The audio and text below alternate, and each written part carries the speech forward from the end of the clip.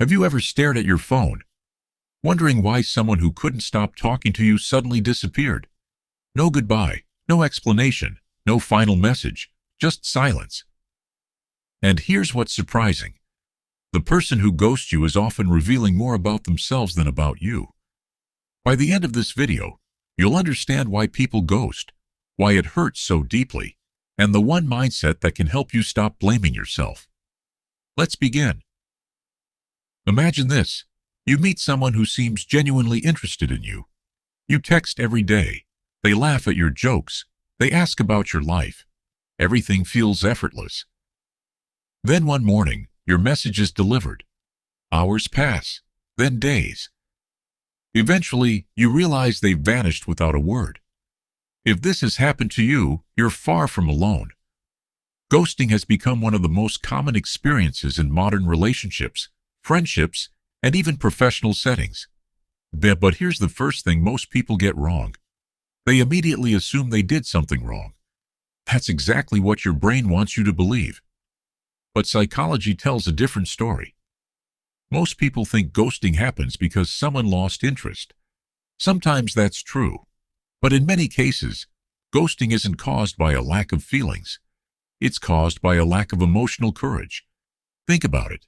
Ending a relationship honestly requires an uncomfortable conversation.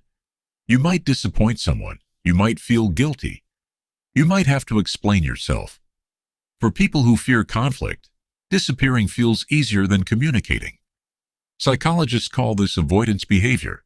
Instead of facing uncomfortable emotions, the person simply escapes them. For a moment, ghosting feels like the easier choice. But easy doesn't mean healthy, and avoiding difficult conversations today often creates bigger emotional problems tomorrow.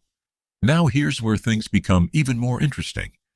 If ghosting is about avoiding discomfort, why does it hurt the person being ghosted so much? The answer lies inside your brain. Your brain hates unanswered questions. Imagine someone tells you a story, but stops just before revealing the ending.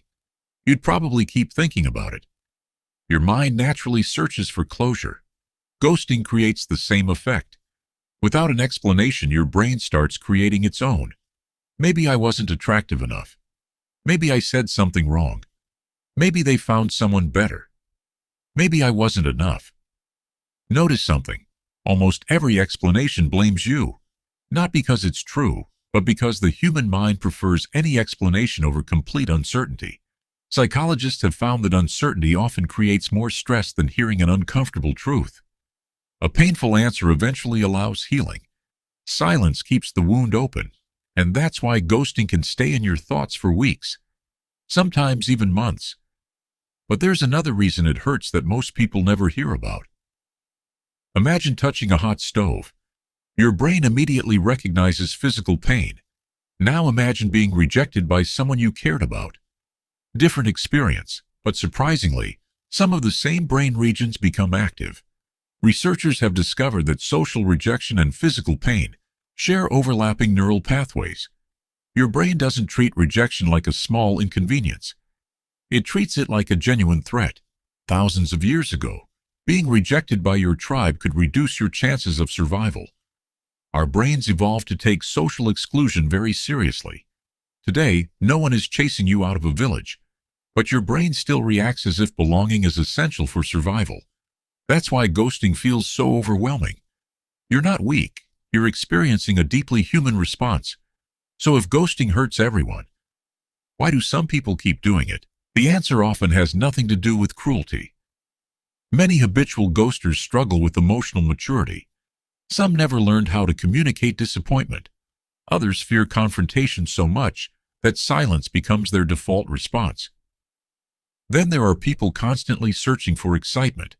When the novelty fades, instead of communicating honestly, they quietly move on. Modern technology has made this behavior even easier. Dating apps and social media create endless opportunities to meet new people. When another conversation is only one swipe away, some begin treating relationships as replaceable. Not because people are replaceable, but because endless options reduce the feeling of commitment. And over time, avoiding uncomfortable conversations becomes a habit. Unfortunately, that habit leaves emotional damage behind. Here's what many people never realize. Ghosting doesn't just end conversations. It slowly changes how people see themselves. Someone who has been ghosted may replay every message, every joke, every conversation, searching for the exact moment everything went wrong. This constant self-analysis quietly damages confidence. But here's an important question. Would someone who truly respected you leave you endlessly questioning your worth? Healthy relationships aren't built on confusion. They're built on communication. Even difficult conversations show respect. Silence rarely does. The way someone ends a relationship tells you just as much about them as the way they begin one. And that's an incredibly valuable piece of information. So what should you do if you've been ghosted? First, stop chasing an explanation from someone who has already shown they avoid difficult conversations. Second, don't let someone else's inability to communicate become your opinion of yourself. And finally, remember this one sentence. Ghosting is often a reflection of their emotional habits, not your value as a person. Sometimes closure doesn't come from receiving one last message. Sometimes closure comes from understanding why that message never arrived. The right people won't always stay forever, but they'll respect you enough to communicate honestly. And that's the kind of relationship worth waiting for. If this video changed the way you think about ghosting, share it with someone who needs to hear it. Because understanding human psychology doesn't just explain other people, it helps you protect your own peace.